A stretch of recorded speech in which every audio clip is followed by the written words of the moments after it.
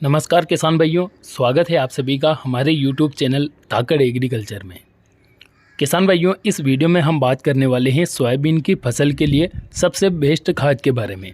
Soybean की फसल के लिए सबसे ज़्यादा ज़रूरी खाद कौन सा होता है, इसके बारे में इस वीडियो में हम पूरे विस्तार से बात करने वाले हैं। किसान भाइयों, आजकल किसानों की मानसिकता ऐसी हो चुकी है कि चाहे कोई सी भी खेती किसान भाई करते हैं तो उसमें शुरुआत में बुआई के समय DAP या फिर NPK 12-32 खाद डाल देते हैं और उसके बाद में थोड़ी बहुत मात्रा में यूरिया खाद डाल देते हैं। इसके अलावा अदर खाद पर किसान भाई ध्यान नहीं देते हैं। वह यह सोचते हैं कि इन खादों से ही हमारी फसलों से अच्छी पैदावार हो जाएगी, लेकिन यह सोच पूरी तरीके से गलत है।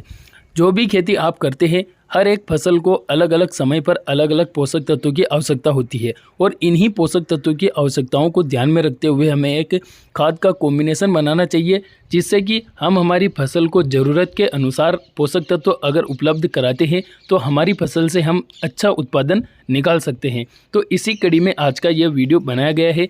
इस वीडियो में जिस खाद के बारे में हम बात करेंगे, अगर आप उस खाद की पूर्ति समय समय पर अपनी सोयाबीन की फसल में करते रहेंगे तो आप अपने सोयाबीन की फसल से सबसे ज़्यादा उत्पादन निकाल पाएंगे।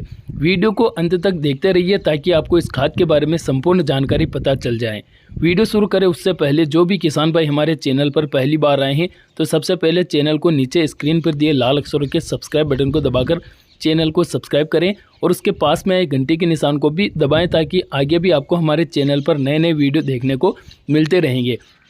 और किसान भाइयों, हमारा एक नया चैनल भी है जिसका लिंक मैं इस वीडियो के डिस्क्रिप्शन में दे रहा हूं, तो आप हमारे नए चैनल को भी सब्सक्राइब जरूर करें। किसान भाइयों, अब बात करते हैं सोयाबीन के बारे में। तो सोयाबीन की फसल को सबसे ज़्यादा जिन पोषक तत्वों की आवश्यकता होती है उनमें नाइट्रोजन, फास्फोरस, पोटास और सल्फर, ये चारों पोषक तत्व आते हैं, जिनमें सबसे ज़्यादा आवश्यकता सल्फर की पड़ती है, क्योंकि सोयाबीन की फसल एक तिलहनी फसल है और जितनी भी प्रकार की तिलहनी फसलें आती है उन फसलों को सल्फर की सबसे ज़्यादा आवश्यकता होती है। तो अब नाइट्रोजन, फास्फोरस, पोटास की पूर्ति तो आप DAP, म्यूरेट ऑफ पोटास या फिर NPK 12-32-16 के माध्यम से कर लेते हैं, लेकिन सल्फर की पूर्ति बहुत सारे किसान भाई समय पर नहीं कर पाते हैं। तो आप जो है सल्फर की पूर्ति अपनी सोयाबीन की फसल में समय पर करिएगा। सल्फर की कमी अगर आपके खेत में आपकी सोयाबीन की फसल को हो जाती है तो उस सोयाबीन की फसल से बहुत ही कम पैदावार निकलती है। किसान भाइयों, बात करें अगर सल्फर की कमी के लक्षणों के बारे में, तो जब हमारी सोयाबीन की फसल में सल्फर की कमी होती है तो उसका सबसे प्रमुख जो लक्षण हमें दिखाई देता है वो है पीलापन। जो हमारी सोयाबीन की फसल में नई नई पत्तियां, नई नई शाखाएं फूटती है, उन पत्तियों और शाखाओं में पीलापन हमें दिखाई देने लगता है और धीरे धीरे हमारा पूरा प्लॉट पीलापन का शिकार हो जाता है। तो यह सल्फर की कमी के कारण ही होता है। तो आप अपनी सोयाबीन की फसल में सल्फर की कमी पूरी फसल के जीवन काल में ना आने दें।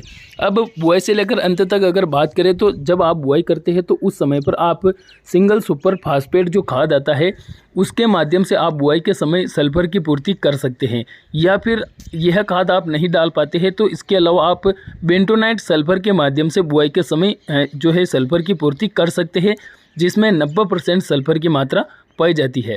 इसके अलावा जब आपकी सोयाबीन की फसल महीने, 1.5 महीने या फिर 2 महीने के आसपास हो जाती है तो उस समय पर आप बीच में जो है सल्फर लिक्विड का स्प्रे कर सकते हैं, या फिर उस समय पर भी आप बेंटोनाइट सल्फर का उपयोग कर सकते हैं, जो कि पाउडर फॉर्म में आता है, जिसे सल्फर डस्ट के नाम से जाना जाता है। तो आप बीच बीच में समय समय पर सल्फर की पूर्ति करते रहें।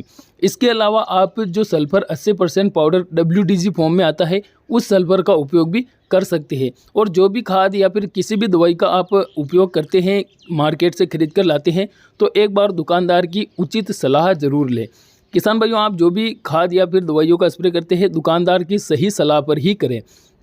किसान भाइयों, अब खाद के बारे में बात हो गई। नाइट्रोजन, फास्फोरस, पोटास और सल्फर, ये चारों खाद आपको बुआई के समय पूरी तरीके से अपने खेत में ज़रूरत के अनुसार डालना ही चाहिए।